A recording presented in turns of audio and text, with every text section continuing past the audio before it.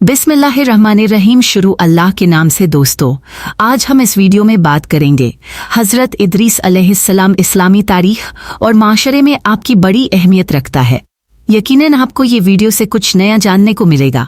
पसंद आने पर आप हमारे चैनल को लाइक और सब्सक्राइब करें।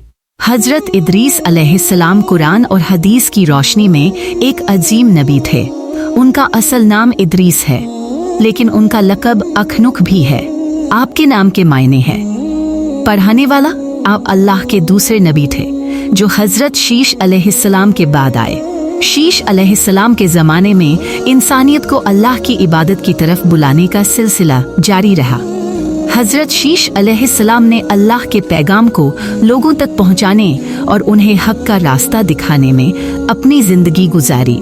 उनके दौर में लोग अल्लाह की इबादत और इंसाफ पर थे, लेकिन वक्त के साथ कुछ लोग घमंड और गुमराही की तरफ रुख करने लगे। हज़रत शीश अलैहिस्सलाम के बाद लोगों में ईमान की कमी आने लगी। इस्लामिक रिवायत के मुताबिक जब लोगों ने अल्लाह की इबादत से मुंह मोड़ लिया तो अल्लाह ने आपको को भेजा ताकि वो उन्हें हिदायत दे सकें। आपका आना इसलिए था ताकि लोगों को फिर से अल्लाह की तरफ रुख करने की दावत दी जा सके। हज़रत आदम अलैहिस्सलाम के बेटे शीश अलैहिस्सलाम और शीश अलैहिस्सलाम के यहाँ अनूश पैदा हुए। अनूश के यहाँ कयान पैदा हुए। जब अनूश की उम्र 90 साल की थी, अनूश 815 साल तक जिंदा रहकर अपनी औलाद को हक की तालीम देते रहे। अनूश की वफात के समय उन्होंने सभी मामलों को अपने बेटे कयान को सौंपा। कयान के बेटे महलाई बने, जिनकी उम्र 910 की साल थी। महलाई के बेटे यर्द और यर्द के बेटे खनूक यानी इदरीस अलैहिस्सलाम हुए। अल्लाह ताला ने इदरीस अलैहिस्सलाम को अपने ज़माने के तमाम इंसानों के लिए नबी बनाकर भेजा और शीश अलैहिस्सलाम के बाद आपको ही नबूवत अता हुई। आप पर 30 सहीफे नाजिल हुए। आप हज़रत आदम अलैहिस्सलाम की जिंदगी में पैदा हो चुके थे। आपको हज़रत आदम अलैहिस्सलाम का 100 साल का ज़माना मिला, मगर नबी होने का ऐलान आपने हज़रत आदम अलैहिस्सलाम के विसाल के 200 साल बाद किया।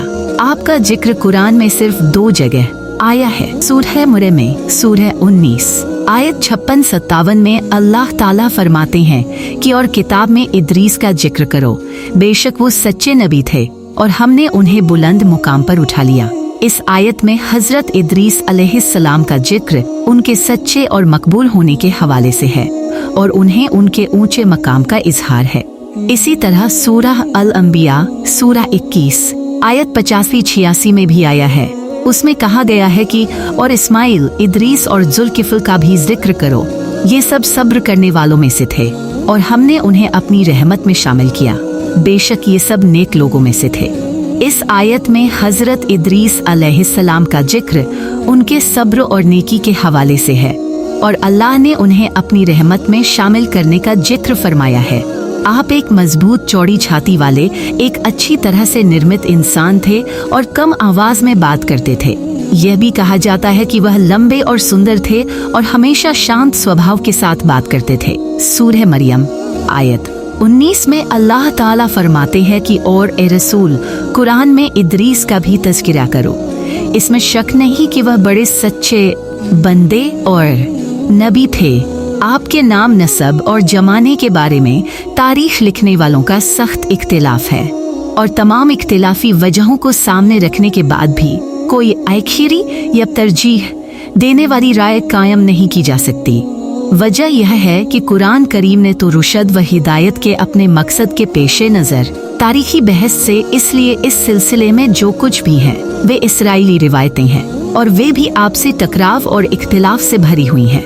बहसों से बचने की कोशिश की जा रही है। एक जमात का यह ख्याल है कि आप बाबिल में पैदा हुए और वहीं पले बड़े। उम्र के शुरुआती दिनों में आपने हज़रत शीश बिन आदम अलैहिस्सलाम से इल्म हासिल किया। बहरहाल जब आप खुद से सोचने समझने की उम्र को पहुँचे, अल्लाह ने उनको नबूवत से सरफराज फरमाया। तब उन्होंने शरीरों यानी बदमाशों और फसादियों के लिए राह हिदायत की तबलीग शुरू की, पर फसादियों ने उनकी एक बात न सुनी और हज़रत आदम व शीश अलैहिस्सलाम की शरीयत के मुखालिफ ही रहे। अलबत्ता एक छोटी सी जमात जरूर मुसलमान हो गई। आपने जब यह रंग देखा तो वहाँ से हिजरत कर जाने के लिए कहा। आपकी पैरवी करने वालों ने जब यह सुना तो उनको वतन का छोड़ना बहुत गसन गुजरा और कहने लगे कि बाबिल जैसा वतन हमको कहाँ नसीब हो सकता है। आपने तसल्ली देते हुए फरमाया कि अगर तुम यह तकलीफ अल्लाह के रास्ते में उठाते हो तो उसकी रहमत बहुत फैली हुई है, उसका अच्छा बदला जरूर मिलेगा। बस हिम्मत न हारो और अल्लाह के हुक्म के आगे सरे नियाज झुका दो। मुसलमानों की रजामंदी के बाद आपने और बीबी उनकी जमाअत मिस्र की तरफ हिजरत कर गई और नील के किनारे एक अच्छी जगह चुनकर के सकूनत अपना ली। मुसलमानों की रजामंदी के बाद आप और आपकी जमात मिस्र की तरफ हिजरत कर गई और नील के किनारे एक अच्छी जगह चुनकर के सकूनत अपना ली। आप और आपकी पैरवी करने वाली जमात ने पैगाम इलाही और भलाई का हुक्म देने और बुराई से रोकने वाले का फर्ज अंजाम देना शुरू कर दिया। कहा जाता है कि उनके जमाने में 72 जुबानें बोली जाती थीं और अल्लाह की अता व बख्शिश से वह वक्त की तमाम जुबानों को जानते थे और हर एक जमात को उसकी जबान में तबलीग फरमाया करते थे। आपने 65 साल की उम्र में बरूखा नामी औरत से निकाह किया, जिससे आपको मतुशल्ख नाम का एक फर्जंद हुआ। आपने लोगों को दूसरे इल्मों की भी तालीम की, जिसमें इल्म हिकमत भी शामिल है। आप पहली हस्ती हैं जिन्होंने हिकमत के इल्म की शुरुआत की, इसलिए कि अल्लाह ताला ने उनको अफलाक और उनकी तरकीब और उनके जमा होने और अलग होने के नुक्तों और उनके आपसी कशिश के राजों की तालीम दी और उनको अदब हिसाब के इल्म का आलिम बनाया। और अगर खुदा के उस पैगंबर के जरिए से इल्म सामने न आते तो इंसानी तभी अल्लाह की हस्ती और उसकी तौहीद पर ईमान लाना सिर्फ कायनात पैदा करने वाले अदब हिसाब के इल्म का आलिम बनाया। और आपने अपने लोगों को कई इल्म सिखाए जो कुछ इस तरह हैं: अल्लाह की हस्ती और उसकी तौहीद पर ईमान लाना, सिर्फ कायनात पैदा करने वाले की इबादत करना, आखिरत के अजाब से बचाने के लिए भले अमलों को ढाल बनाना, दुनिया से बेनियाजी होना, तमाम मामलों में अदल व इंसाफ को सामने रखना, मुकर्रर किए हुए तरीकों पर अल्लाह की इबादत करना, अय्यामे बीच के रोजे रखना, इस्लाम के दुश्मनों से जिहाद करना, जकात अदा करना, पाकी सफाई के साथ रहना, खास तौर से जनाबत, कुत्ते और सूअर से बचना, हर नशीली चीज़ों से परहेज करना। आपने इंसानियत को कई कीमती इजादें दी हैं। नंबर 1, सितारों के जरिए हिसाब करना। सबसे पहले सितारों के जरिए हिसाब करने का तरीका आपने दिया। नंबर 2, कलम से लिखना। आपने ही सबसे पहले कलम से लिखने का तरीका इंसानियत को सिखाया। नंबर 3, सिला हुआ कपड़ा पहनना। सिला हुआ कपड़ा पहनने की इब्तिदा भी आपने की। नंबर 4, चीज़ों का वजन और कपड़ों को सीकर पहनने का तरीका भी आपने दिया। नंबर 5, असलहों की ईजाद आपने ही दिया। ही लोहार या हथियार की ईजाद की जो उस वक्त की ज़रूरत थी। इसके अलावा आपने इल्म रमल ईजाद किया। यह एक इल्म है जिसमें ज़मीन पर लकीरें खींचकर छिपी हुई बातों के बारे में मालूम किया जाता है। इससे मुतालिक एक हदीस में है कि मोहम्मद सल्लल्लाहु अलैहि वसल्लम से जब इल्म रमल के बारे में पूछा गया तो आपने फरमाया कि यह एक पैगंबर थे जो रेत पर खत खींचा करते थे। बस जिसका खत इनके मुताबिक हो जाए उसे अच्छी चीज़ों का इल्म हो जाता है। इसी की वजह से आपका लक़ब हरमतुल हराम सा पड़ा, जिसके मानी है इल्म नजूम यानी सितारों के इल्म का माहिर। आपने दीने इलाही के पैगाम के अलावा तमद्दुनी रियासत और शहरी जिंदगी, तमद्दुनी तौर तरीकों की तालीम व तलकीन की और उनके ट्रेन तालिबे इल्मों ने कम व बेश 200 बस्तियाँ आबाद की। सबसे पहले वाज और खिताबत की शुरुआत भी आपने ही की। जब हजरत आदम अलैहिस्सलाम इस दुनिया से रुखसत हुए तो आपने अपनी कौम को जमा किया और उनके सामने वाज किया, जिसमें आपने अल्लाह तहते फरमानबरदारी और शैतान की नाफरमानी का हुक्म दिया और कबीर की औलाद से न मिलने की नसीहत की। इस तरह आपने बाकायदा वाज करने की बुनियाद डाली। अल्लाह ताला ने आपको सिद्दीकियत के लक़ब से नवाजा और आपको सुआलेह नबी के नाम से पुकारा। सप्ताह के 3 दिन आप अपने लोगों को बयान देते थे और 4 दिन आप पूरी तरह से अल्लाह की इबादत किया करते थे। आपकी पैदाइश हजरत आदम अलैहिस्सलाम के ज़माने में ही हो गई थी। आपने आदम अलैहिस्सलाम की जिंदगी के 308 साल देखे।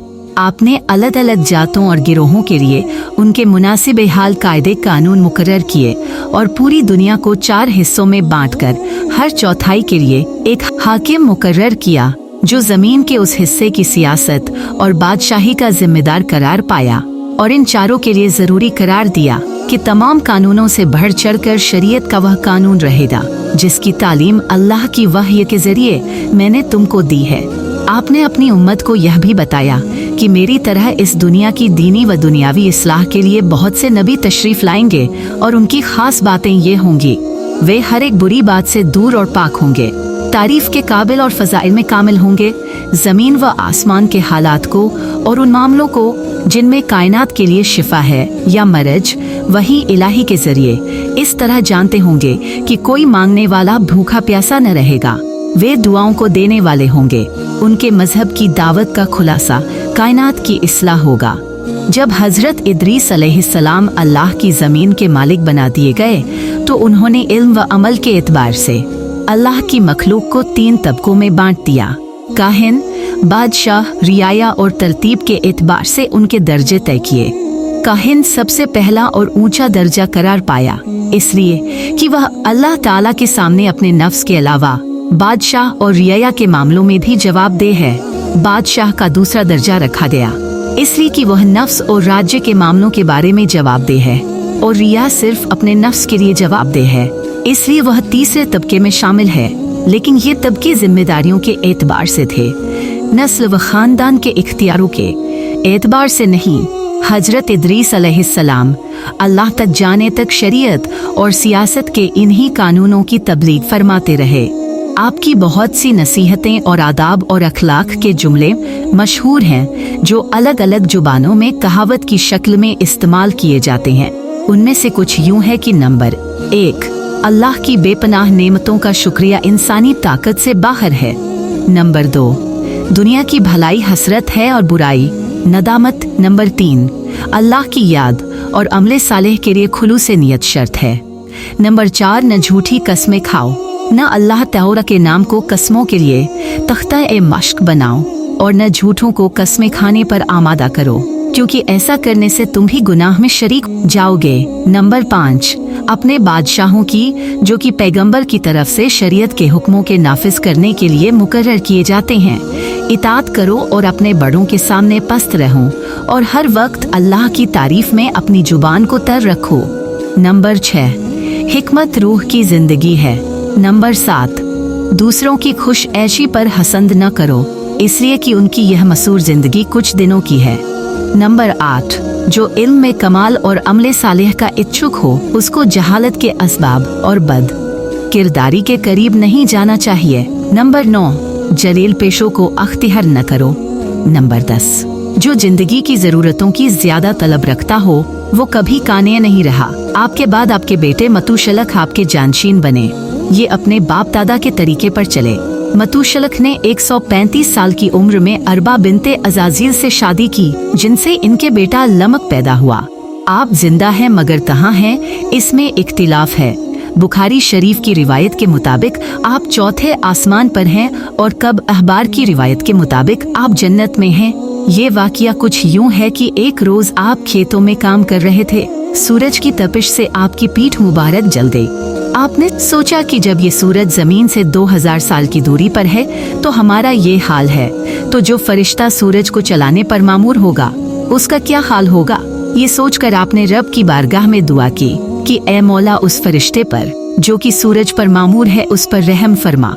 नबी की दुआ थी सो फौरन कबूल हुई और फरिश्ते को आराम मिला। तो उसने रब की बारगाह में अर्ज किया कि ए मौला, मुझ पर ये नरमी किस लिए। तो मौला फरमाते हैं कि मेरे बंदे इदरीस ने तेरे लिए दुआ की है जिसका तुझे फायदा मिला है। तो फरिश्ता अर्ज करता है कि ए मौला, मुझे अपने बंदे का शुक्रिया अदा करने का मौका दे। तो मौला ने उसको इजाज़त दे दी। वो हजरत इदरीस अलैहिस्सलाम की बारगाह में हाजिर होकर उनका शुक्रगुजार हुआ और आपसे कहा कि अगर आपको मेरी कोई भी ज़रूरत हो तो बताएं, मैं आपकी पूरी मदद करूँगा। तब आपने जन्नत को देखने की तमन्ना जाहिर की तो वो कहने लगे कि मैं खुद तो इसमें आपकी कोई मदद नहीं कर सकता, मगर मेरी पहचान इसराइल अलैहिस्सलाम से है। मैं आपको उनके पास ले चलता हूँ, वो आपकी ज़रूर मदद करेंगे। तब आप हजरत मलकुल मौत के पास हाजिर हुए और पूरा वाक़या कह सुनाया। तो हजरत इसराइल अलैहिस्सलाम कहते हैं कि बगैर मरे हुए तो कोई जन्नत में नहीं जा सकता। हाँ, मैं ये कर सकता हूँ कि आपकी रूह कब्ज करके फौरन आपके जिस्म में डाल दूँ, तो ये मुमकिन है। तो हजरत इदरीस अलैहिस्सलाम फरमाते हैं कि ठीक है, ऐसा ही करो। तो उन्होंने रूह कब्ज करके फौरन जिस्म में डाल दी। फिर उन्हें जहन्नम के ऊपर बने हुए पुल यानी पुल सिरात से गुजार कर जन्नत में पहुंचा दिया और खुद बाहर रुक गए कि जब बहुत देर हो गई तो हजरत इसराइल अलैहिस्सलाम ने आपको आवाज दी कि हजरत अब चला जाए। तो आप फरमाते हैं कि कहाँ चला जाए। रब फरमाते हैं कि हर बंदे को मौत का मजा चखना है, सो मैं चख चुका। फिर फरमाते हैं कि हर बंदे को पुल सिरात से गुजरना होगा, सो मैं वहाँ से भी गुजर चुका। फिर फरमाते हैं कि जो एक बार जन्नत में दाखिल हो गया वो कभी भी उससे बाहर नहीं निकाला जाएगा। तो अब मैं यहाँ आ चुका और यहाँ से कहीं नहीं जाऊँगा। जब आपने हजरत इसराइल अलैहिस्सलाम को ये दलील दी तो मौला ने फरमाया कि ए इसराइल, मेरे बंदे ने सच कहा और जो कुछ किया वो मेरे इज़्न से ही किया, सो उसे वहीं रहने दो। इसी तरह एक और रिवायत के मुताबिक फरिश्ते ने मलाकुल मौत से उनकी सिफारिश की। मलाकुल मौत ने पूछा, वह कहाँ है? फरिश्ते ने जवाब दिया, मेरे बाजू पर बैठे हुए हैं।